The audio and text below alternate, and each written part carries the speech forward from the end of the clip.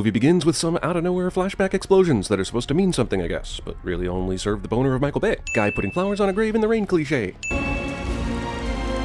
I'm thinking maybe they should have adjusted the lighting, or just picked a day where it's not so fucking sunny outside to film with the rain machine. This gravestone plays the pronoun game. It didn't matter if Tony Scott directed it or Michael Bay did, Don Simpson and Jerry Bruckheimer made sure all of their movies looked 100% the same back in the mid-90s. I'm having trouble distinguishing this movie from Crimson Tide. The Navy's conveniently blatant signage is both blatant and convenient. Also, when they were making this sign, were they worried that they wouldn't have enough room after typing naval, but instead of just starting over with a new sign, they just typed weapons a little smaller, then realized they had enough room after all, so decided to go back to the original font size for the word depot? This side of the naval base isn't guarded, even though there's a visible watchtower that is inexplicably much shorter when they get to the top of the hill. Guard doing something besides guarding when a group of people show up with a plan to break in cliché. These Marines shoot off loud grappling hook arrow guns that hit the fence with no one noticing. Okay, sure, these aren't lethal weapons they're using, but this dude just crashed through a window and fell out of a 30-foot tower, so if he's okay, it's only because they got lucky. Movie reduces the U.S. Navy to Bond villain henchmen. We got 30 minutes till those darts were off. I'm glad we now know they were shooting the other military personnel with darts, so they are still morally on the up and up, even though they're there to steal chemical weapons to threaten San Francisco. Why would just anyone on the base have access to this room? The now sedated soldiers were just guarding it, and they don't need access. If these weapons are as dangerous as we're about to find out they are, then only a few people should have access to them, right? Right? Jesus H. Christ, how many of these skin-burning chemical weapon missiles that we probably will never use do we need? And why the are they protected only by a padlock and not another fucking keycard? Trained soldiers get sloppy, just so you can see the devastating effects of the they're stealing. Uh-oh, that's a Beatles album right there. 1964 James Bond will not be happy. Because I'm a Beatlemaniac. And second, these sound better. If he's gonna play the These Sound Better card, then he should know that he could get one that's not a first US mono pressing for about the same price as a CD. Could be detergent, it could be sarin gas.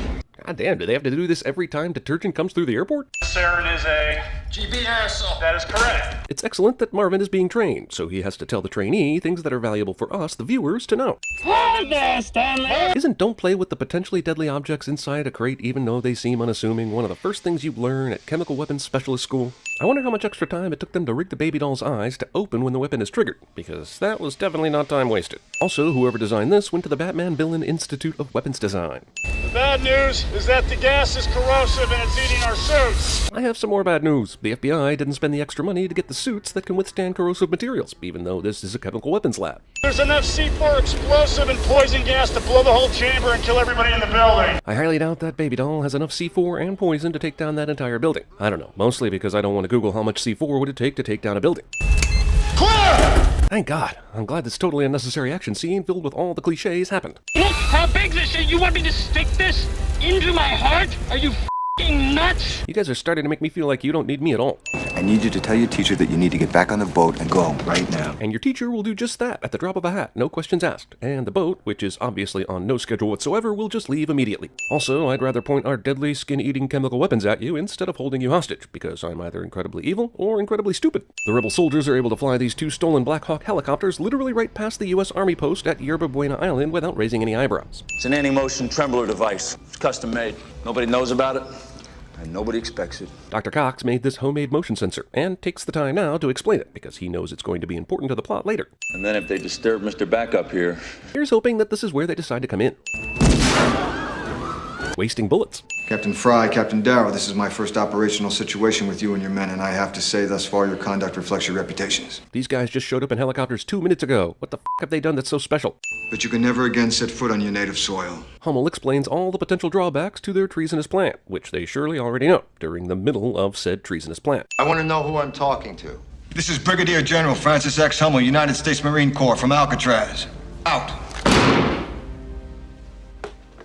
I'll cancel your reservations. How the actual f*** would she know that he needs to cancel his reservations? When Hummel called his office, did he tell the secretary his fiendish plot before she transferred the call to Womack? It seems Alcatraz was just reopened. Who the f*** says this during a hostage criminal warfare situation? Last night, General Hummel, using brutal but non-lethal force under the guise of a security exercise, walked off with 15 VX poison gas rockets. Wait, did the weapons depot think that was just a security exercise? If so, they f***ing failed. These pictures are part of the standard issue photo shoot that every soldier who served in Vietnam had to participate in. And the Congressional Medal of Jesus. Hummel also fought in the war on Christmas. We never admitted we sent troops into China. Sinclair uses the word admitted, which implies that he knows they sent troops into China, which leads me to believe everyone else in this room and Hummel would know about it. So why the bring it up? We have to identify the hostages and contact each of their families. Tell them something, make up a story, and we've got to keep this undercover. Right, because we wouldn't want to evacuate the city or anything. Also, if we don't want this getting out, why call the hostages' families and lie to them? Wouldn't it be easier to not contact them at all? 60 or 70? Well, that's not so bad. 1,000.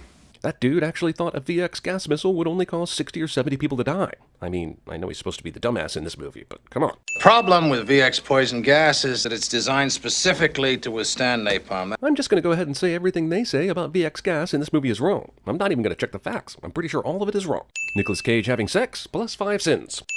Yeah, downstairs in 10 minutes. Goodspeed doesn't ask any follow-up questions, nor did the person who called him have enough time to even say, we need you to come to San Francisco. She still has on underwear, which is a sin for 2 reasons. There is someone who I think can help us. Wait a minute. The whole plot revolves around getting John Patrick Mason to guide them through the tunnels of Alcatraz. But this guy's been in a solitary cell for more than 30 years, and Kyle Reese just said, Alcatraz has been ripped up and rebuilt for years.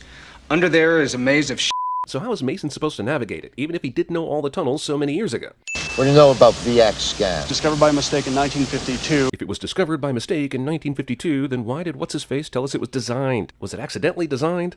The FBI decides to set up their mobile command at Pier 39, which is a giant tourist trap, instead of the Coast Guard port that is on a fucking island off the Bay Bridge. Here. Here's a quarter.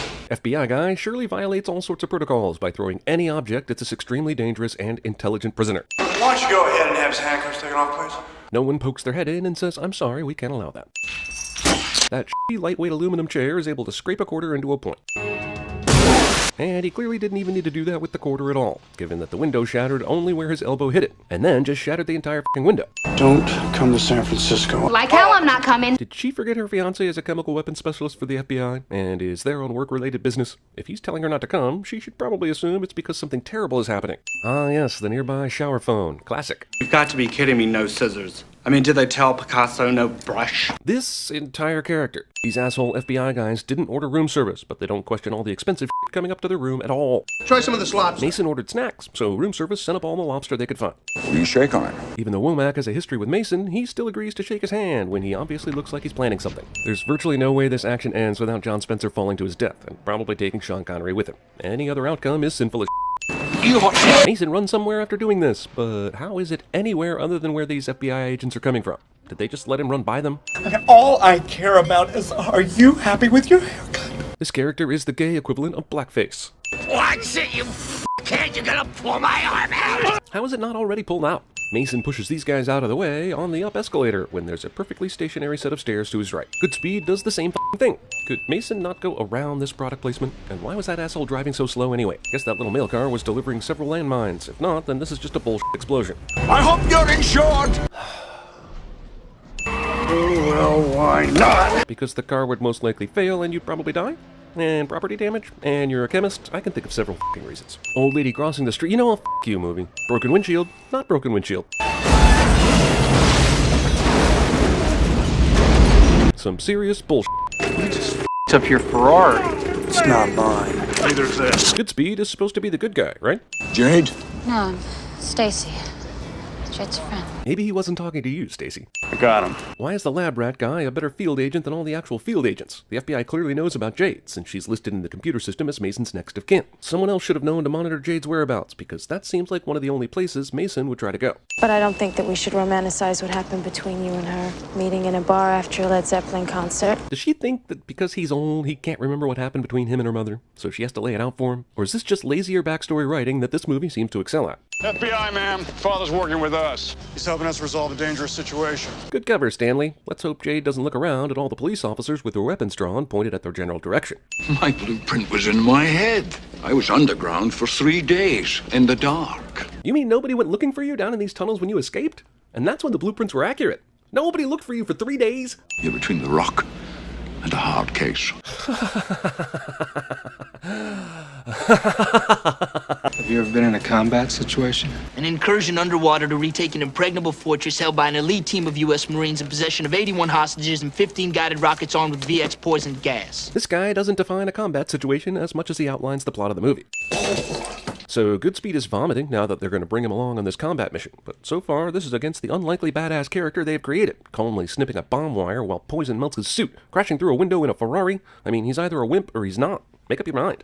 I always expected something like this was going to happen, but nothing prepares you for it. Except for all that FBI training. And I'll send someone to pick up your girlfriend and bring her here to the command center. Instead of putting her back on a plane to Virginia where she'll be safe. Now this is atropine. If you come in contact with the gas, you have 20 seconds to inject it into your heart. First of all, if he's the brainiac chemical specialist he's supposed to be, then he would already know this. Second of all, atropine would probably work great for real VX gas, but wouldn't do shit for this fantasy movie VX gas that melts your skin off. Instead of explaining how atropine works to Goodspeed, they should have used that valuable time to explain something that he doesn't know, like how an oxygen tank works. Night vision! He meant to say blacklight. Honestly, this music is interchangeable with the music from Crimson Tide. I see Alcatraz as one of those Galaxy Quest contraptions you have to time correctly to get past. I memorized the timing. This is some serious, unadulterated bullshit. Welcome to the Rock. It's been said many times in this movie, but this is the appropriate roll credits moment. Man bun. Motion sensors. Remember how earlier I commented about it being serendipitous that they decide to enter here? Well, they decided to enter at the location where Dr. Cox put his fancy motion sensor. I want to use a mirror to cut the beam. Guy explains what he's doing while he's doing it, even though there was no reason to explain it out loud cliche. Which wasn't a cliche until this movie did it 20 times before now. And you tell your men to safety their weapons, drop them on the deck. I cannot give that order! If the commander's real concern is the safety of his men, he should just order them to put their guns down, because the way this is going, they're all about to get killed. By the way, what happened to using the sleeping darts? They could have hit these guys and locked them up, since they were so strict about keeping the body count low during the VX gas heist. I was trying to find a reason to sin all this, but I threw up during this part, so that's the sin. Let go of me! Don't go! This kid decides to climb this ladder to certain death, instead of staying behind and helping Mason and Goodspeed complete this mission. Hummel doesn't raise the amount by 10 million to pay for the families of the Marines he just killed. Hummel and his men don't decide to check the tunnels to see if there's anyone else. I didn't want this. I just wanted to threaten a major American city with chemical warfare and have the government pay me a ransom without trying any funny business. Even though I'm a decorated general and know that they wouldn't just send a ransom because that never happens. He's dead, yet his eyes still flinch. I need to know who the f*** John Mason is right now, sir. 1962. J. Edgar Hoover is head of the FBI. Womack gets real broad strokes with his explanation because Paxton must not be familiar with common knowledge American history. I got a lunatic up there, man, with 15 missiles, armed with some really funky stuff. You could have told my daughter. Neither Goodspeed nor any of the other high-ranking military officials tell Mason why they're on Alcatraz until now, even though they could have used it as leverage to get him to complete the mission before he decided to leave. Instead of cornering them in the sewer and shooting them, they decide to drop a bomb, because we haven't had an explosion in a while. They survive this. They outrun an explosion for a while, even though they're in 2 feet of water.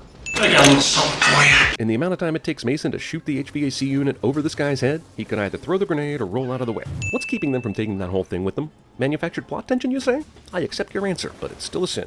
By the way, where were all these grenades a minute ago when they were blowing away the seals in the shower room?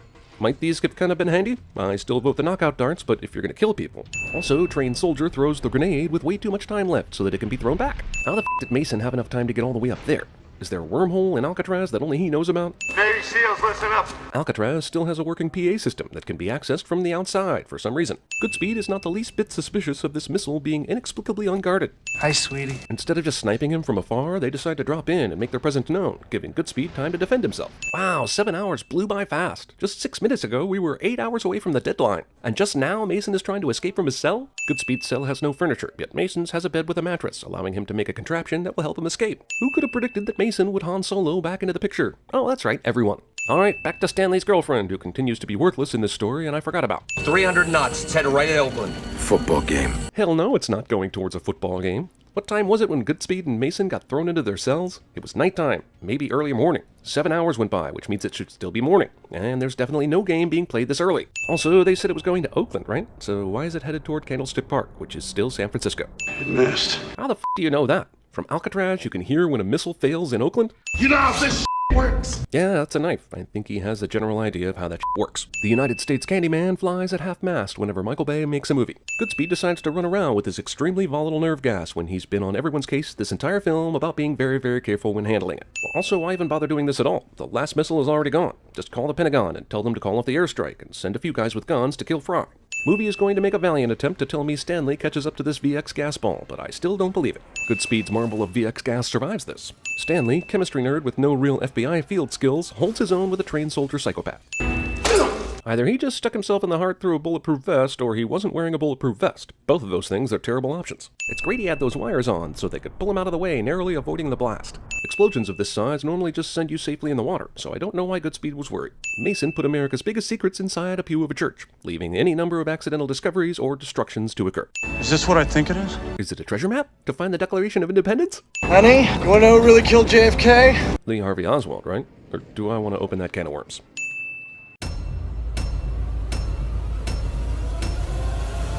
You've been chosen. The island awaits you.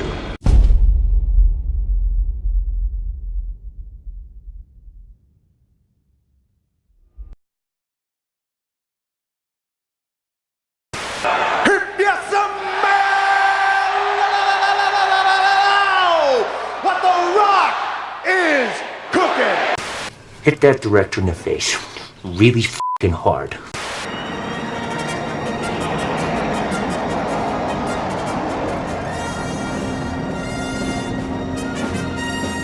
Hey, mate! I think there's something wrong with your suit. Yeah, there's a dead guy in it. Only the penitent man pass. Only the penitent man pass. America, America, America, yeah, coming again to save the motherfucking day, yeah, America. In this particular cell block, Machine Gun Kelly had what we call in the prison system a bitch. And one night, in a jealous rage, Kelly took a makeshift knife, or shiv, and cut out the bitch's eyes. Candyman, Candyman, Candyman, Candyman. Candyman. And understand that Terminator is out there.